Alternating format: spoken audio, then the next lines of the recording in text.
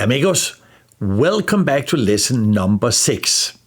In the last lesson, we talked about the mission, vision, values. We mainly talked about it for your company, for your business.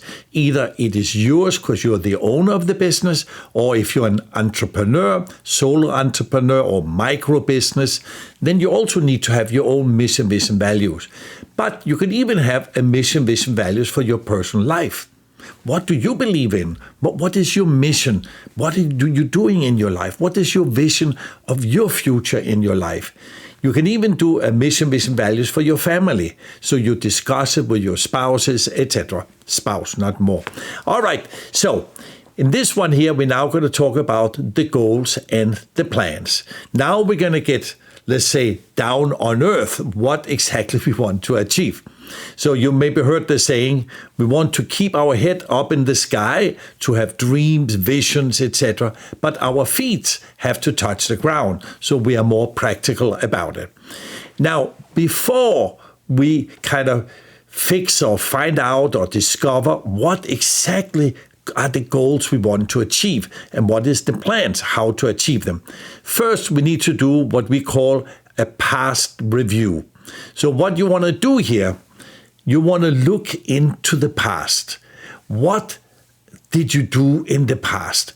And when we meet here, it's kind of you're looking at the rear view mirror to see where have we been in the past.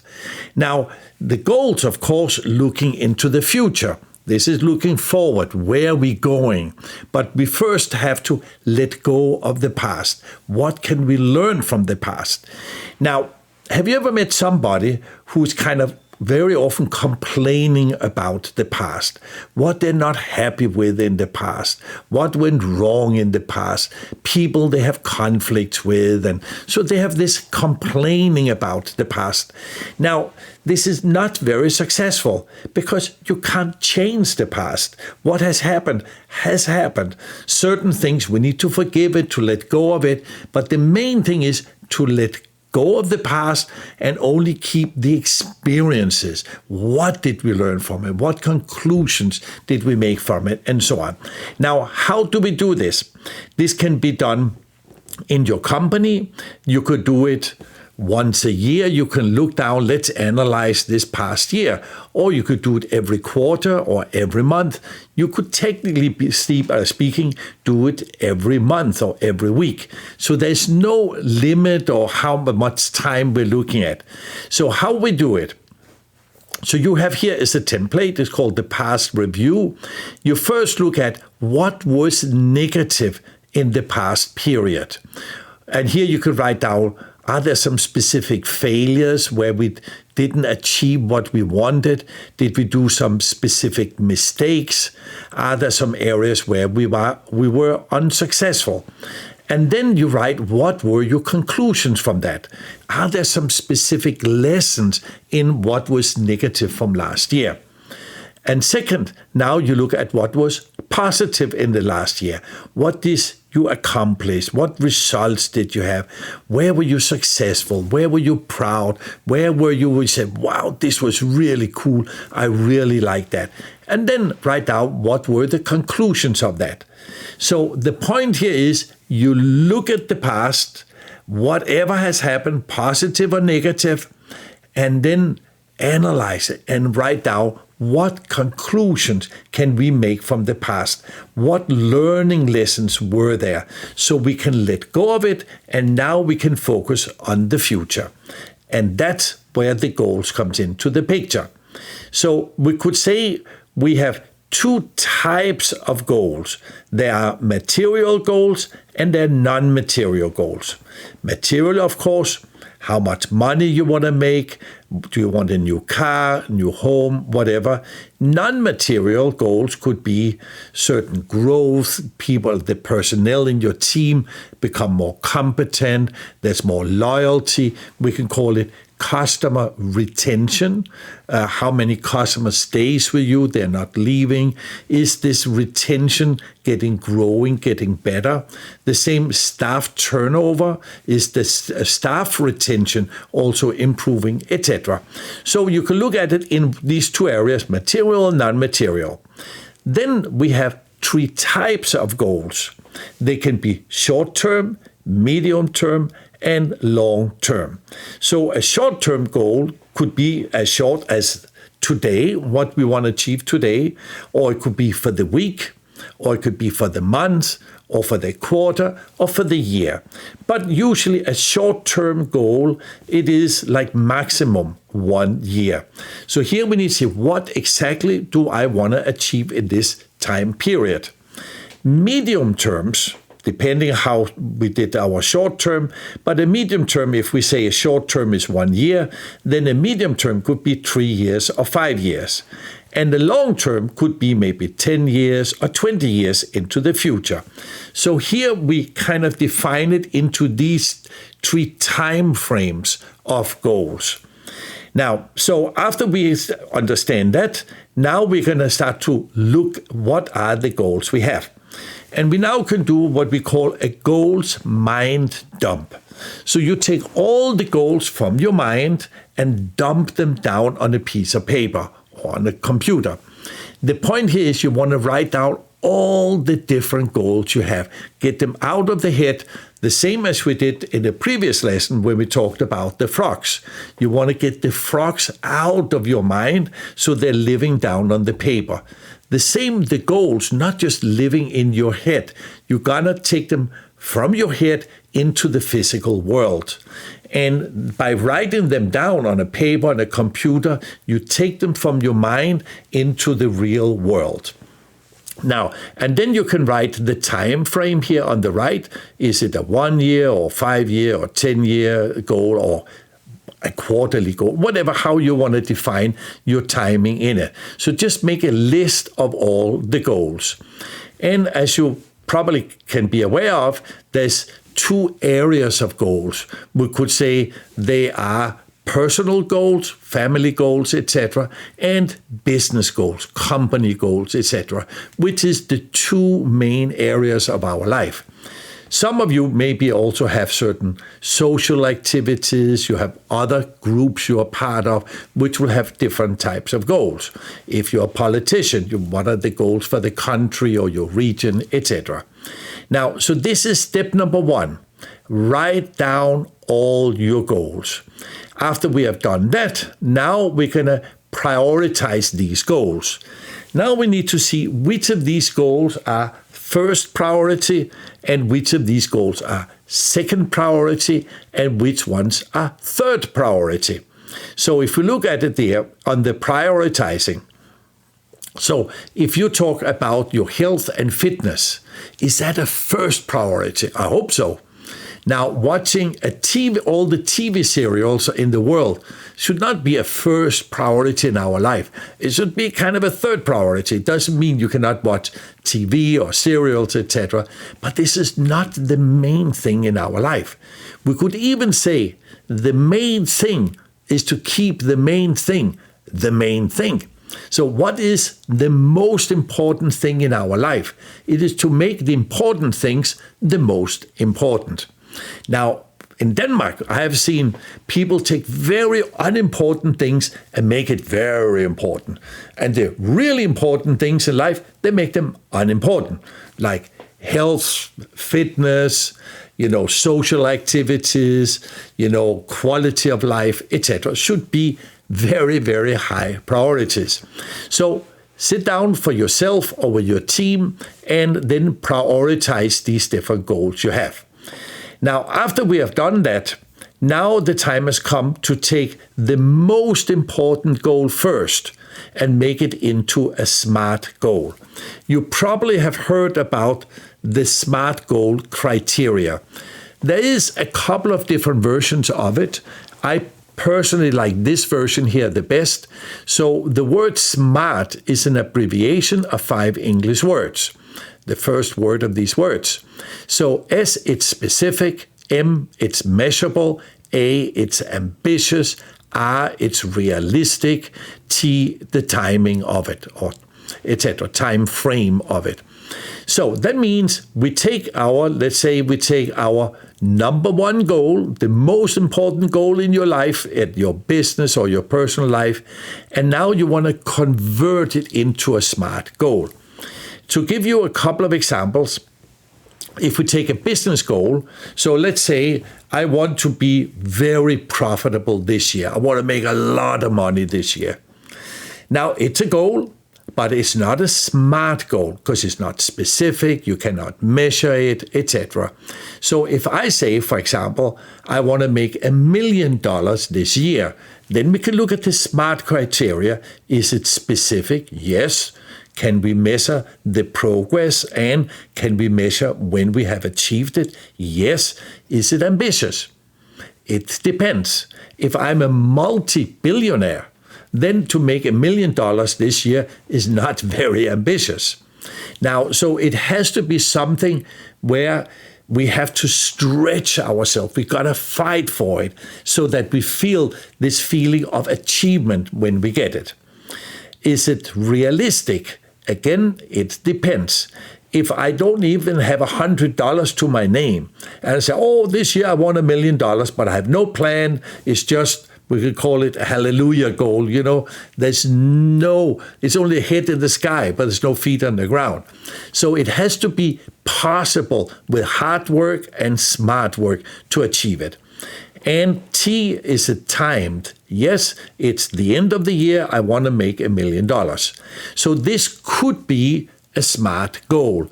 So take any goal you have and then put it into these SMART criteria, and then it is more a SMART goal, or it's an intelligent goal. And the more smart it is, the higher are the chances of you actually achieving this SMART goal. If we take a personal goal, let's say I want to be healthy and fit. So now I look at the SMART criteria. Is it specific? Not really. What does it mean, healthy and fit? If I say, for example, I want to be 90 kilos of muscles with minimum fat. For example, is it specific? Yeah, definitely more specific. Can I measure it? Yes. Is it ambitious? Again, it depends. If I am already very healthy, let's say I'm a top athlete, then it's just kind of more or less the same as I am now. Now, but if I am, let's say, 120 kilos or 240 pounds of fat, then, of course, it is very ambitious to become 80, 160 pounds of muscle and minimum fat, etc. But is it realistic? It depends on the time. If I say I want to achieve, let's say, from 250 pounds to 120 pounds in 3 weeks, it's very ambitious, but it's not very realistic. But what if I say I want to become, let's say, 160 pounds in 3 years? Now we can look, oh yeah, that is specific, I can measure it, it's very ambitious, it's realistic, can be done, and there's a time frame on it. So if we do it in this way, now we have a more smart goal. And again, the chances of actually achieving the goal goes up. Now, if you take in sport, many businesses, etc., you have a coach or you have a director. Now, what does a coach or director do? They kind of have the two hands. With the one hand, they're inspiring you. With the other hand, they're kind of pushing you.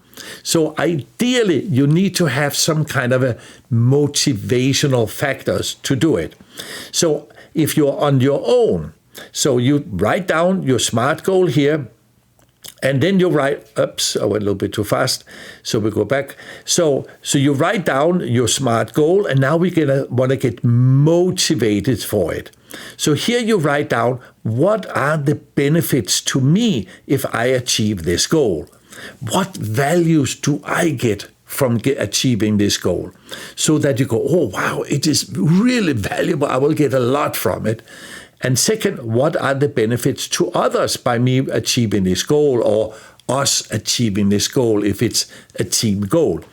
So, because what we want to make sure that we are passionate, we are inspired, we have this energy, we really, really, really want to achieve it. So, like say, if you take a football coach and he want to be, this team should be the champions this year, How often does he talk about it? He talks about it every single day in each training session. Come on, guys, we want to become champions. How will you benefit by it? You will be proud. You're part of something big. And how will your family think about it? They will also benefit, etc., etc. He gives them this motivation so that everybody is excited about it. So this is, we call it the goals motivation. Now, this you can do for any goal. To take anything you want to achieve, write down what are the benefits for me and for others by achieving this. Now, after we have finalized, this is our SMART goal, we are motivated, we really, really want it, now we can go into the planning. So a planning has two very simple steps. They are strategic steps and they are tactical steps. Now, we're not going to go deep into the whole strategic and tactical planning here in this training. It is just to have the general overview of it. But in short, the strategic steps, these are the key milestones. And the tactical, these are the more detailed steps we need to do. So let's say, for example, in your business, your SMART goal, it is to increase sales by 2 times by the end of the year, 2x by the end of the year. Now, what are the strategic steps in it? Maybe you want to work more on the social media, so you write here social media. The tactical steps would be hire somebody to deal with LinkedIn, or you open a YouTube channel, do content marketing, etc. So these are the more specific steps. And here on the second strategic step, it could be hire and train your new sales team. So here you write down, find out what training they need, how to hire them, etc., who should manage them, and so on. So you have the big steps and then the smaller steps. Very simple. And this is for all strategic planning. You have a goal, you have the strategic steps, and then the tactical steps. The same would be if my goal, the SMART goal, was to earn $1 million by the end of the year. What are my strategic steps and what are the tactical steps? And here it is very important. Life is throwing all kinds of distractions at us constantly. They try to take our attention, not just from advertisement, but there's problems, there's this, there's that, so many stuff we have to deal with. Now, and very often we can get a little bit in a confusion. So how do we kind of focus on the right things? So here, very simple. What should we think about most of the time? We should think about, focus on what exactly do you want? And second, how do you get it? Just these 2 steps. What do I want and how do I get it? If you kind of think about this, focus about this, talk about this most of the time, you will be a much, much more focused individual and you will achieve much, much more things. And then try to avoid spending a lot of time about all these other things, which is not that much connected to what do you really, really want and how do you get it. So if we can do this, we will become much, much more successful. All right, so now for the assignments. First of all, if you are not the owner or the top executive, talk with your bosses and clarify what are the company's goals and plans. So you want to understand what exactly is the company trying to achieve. If you're the one creating, of course, write down your company goals and plans. Make sure they are as smart as you can do. And if you need any help in doing it, find a coach, consultant, business coach, business consultant who can help you to formulate what are the goals for the company, SMART goals, and what are the planning steps we need to do, the strategic and the tactical. Maybe you need different coaches or consultants. Some will be involved maybe in production, technical things, maybe some about financial planning, some about sales, marketing, etc. But we want to understand what are these goals and plans for the company. And in second assignment, how can you personally support your company's goals and plans? What can you do so that the company become more successful? Because we are part of a team. So imagine for a moment, you are a member of a football team. Now, you can be a football player or football coach, or you can be in administration, or you could just be a fan of your football team. Now, every time your team is playing, you put on the clothes, you're excited. And when your team is winning, you're celebrating. When your team is losing, you're crying, you're sad because we didn't win this time, etc. Now, but everybody is involved. They want to encourage, they want to give positive energy. Even when you see on the football field how everybody, the fans are cheering, come on guys, you can do it, etc., etc. Now, what if this is your business like that? So who are your fans in your business? Who is involved in your business? So that's why these factors of teamwork, to become amigos, and even all your family members, for them also to be supportive of what you're doing, but make sure there is a balance of life. There's a balance between all the energy, attention, and time spent at work faster, harder, smarter, etc. So we also have time and energy for our personal life, because we want to have a win-win between our personal life and our work life. And I have seen so many times, and you probably also, some people are out of balance. Either they put all their energy into work, and now they're suffering in their personal life. Or vice versa. They only think about their personal life. There's all the movies, stories about Monday to Friday we are suffering, but the weekend we are celebrating. This is for us. No, why should we suffer Monday to Friday at work and then only enjoy life in the weekends? No, we need to have pleasure both times. Monday to Friday at work, you do great things, you love it, you're passionate about it, etc. Now, and I don't mean this in a stupid way. And I know life is not always ideal, even though I am Scandinavian. So, of course, Scandinavia is very different from Florida, where we are living. But we can all improve things. We can make things just a little bit better. All right, so do these assignments, and both for work and for your personal life. And I look forward to see you at the next lesson.